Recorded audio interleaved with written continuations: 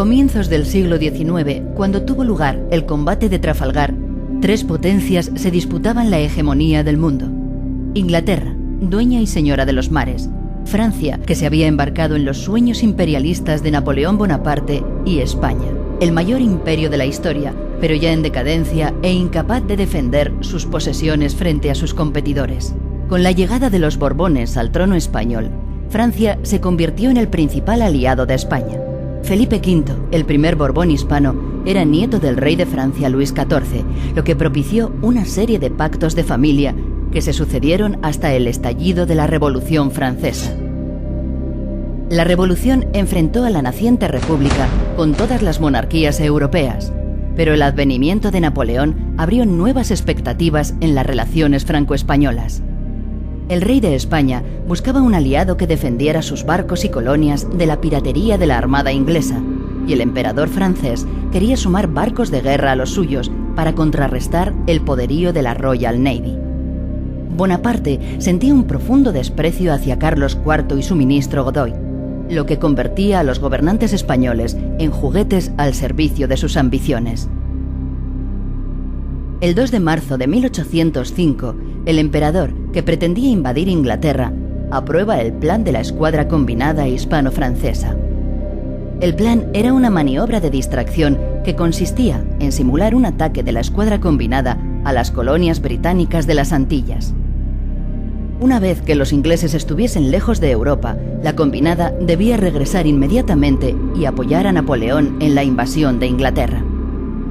Los británicos solo mordieron el anzuelo a medias. A su regreso a Europa, la combinada tuvo un enfrentamiento en Finisterre con la escuadra del vicealmirante Robert Calder. En el combate se perdieron los navíos españoles San Rafael y Firme. Tras los avatares de la aventura americana, la escuadra combinada llegó a Cádiz el 20 de agosto de 1805. Napoleón había decidido posponer la invasión de Inglaterra ante el fracaso de su plan y se había centrado en la guerra contra Austria. Por ello, ordenó a la flota salir de Cádiz y dirigirse a Nápoles para apoyar su campaña desde el mar.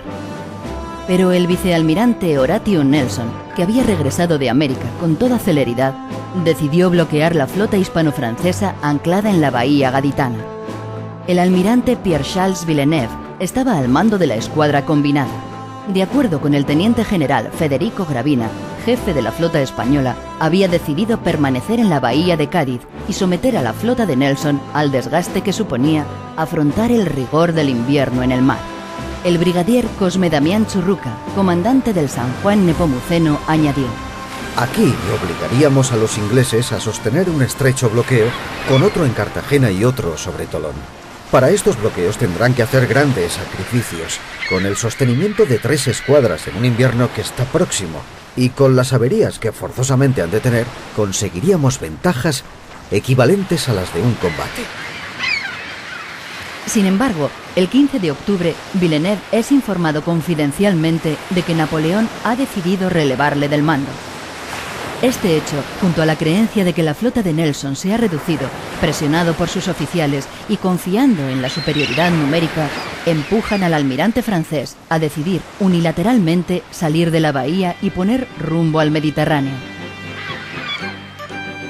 La escuadra combinada contaba con 40 barcos, 25 franceses y 15 españoles, entre los que figuraban algunas de las joyas de la corona española, como el Santa Ana y el Príncipe de Asturias, con 112 cañones cada uno, el Rayo con 100 y especialmente el Santísima Trinidad, una auténtica fortaleza flotante con 140 bocas de fuego, construido en La Habana en 1769, con 60 metros de eslora, 16 de manga, 8 de puntal y más de 5.000 toneladas de desplazamiento. Único buque de 4 puentes. Era la máquina naval de guerra más grande de su tiempo. Para construirlo se emplearon unos 4.000 árboles. El casco y cubiertas eran de caoba, con 60 centímetros de espesor en los costados. Para fijar las diferentes estructuras se utilizaron pernos de roble y caoba de Cuba y Honduras, y también de hierro de Vizcaya. El aparejo de pino de México. Se faenaba con 3 cabestrantes, y para levar con mala mar eran necesarios unos 250 marineros. En octubre de 1805, su dotación era de 1.083 hombres, entre oficiales, marineros y soldados. El bajo nivel de adiestramiento y su escasa profesionalidad obligaba a embarcar más gente de la estrictamente necesaria para las faenas de a bordo. Salvo por su tamaño y armamento, el Santísima Trinidad era como todos los navíos de su época. En la proa se encontraba el pañol de encarchutado de pólvora, la despensa, el pañol de víveres y el de leña. Aquí también se encontraba la enfermería, con el suelo pintado de rojo para disimular la sangre. El horno de pan y la cocina se encontraban en el combés, a popa del trinquete, sobre el lastre la Santa Bárbara, habitáculo forrado de plomo, cuya puerta estaba tapada por dos gruesas cortinas que se mojaban durante el combate para evitar que el calor o las chispas pudieran provocar una explosión. El almirante contaba con un amplio camarote a popa, en la cubierta del alcázar. A un nivel por debajo, el comandante disponía de otro espacioso alojamiento. Los oficiales se acomodaban por debajo del comandante, en camarotes múltiples.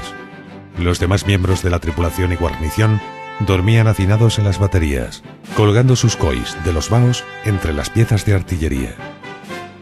Por encima del sollado y de la línea de flotación se encontraba la primera batería con la artillería principal, del calibre 32.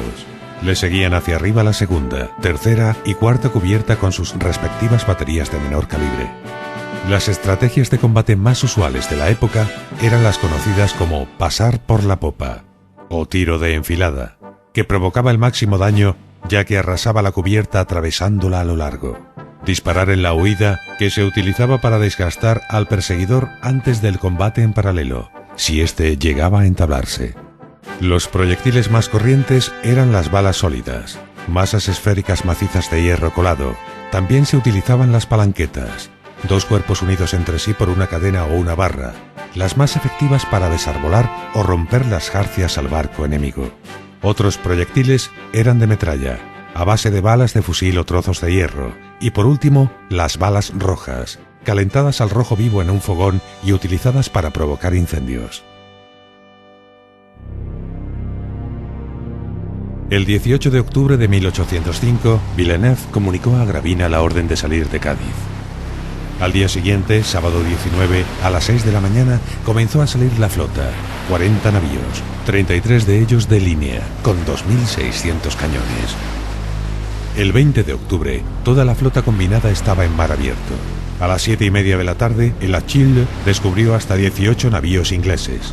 Los aguardaba el vicealmirante Nelson, a bordo del Victory, con 32 barcos más, 27 de ellos de línea, 2.200 bocas de fuego.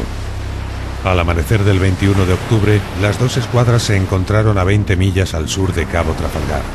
El almirante Villeneuve, a bordo del navío insignia Puissenteur, hizo señal de formar la línea de combate.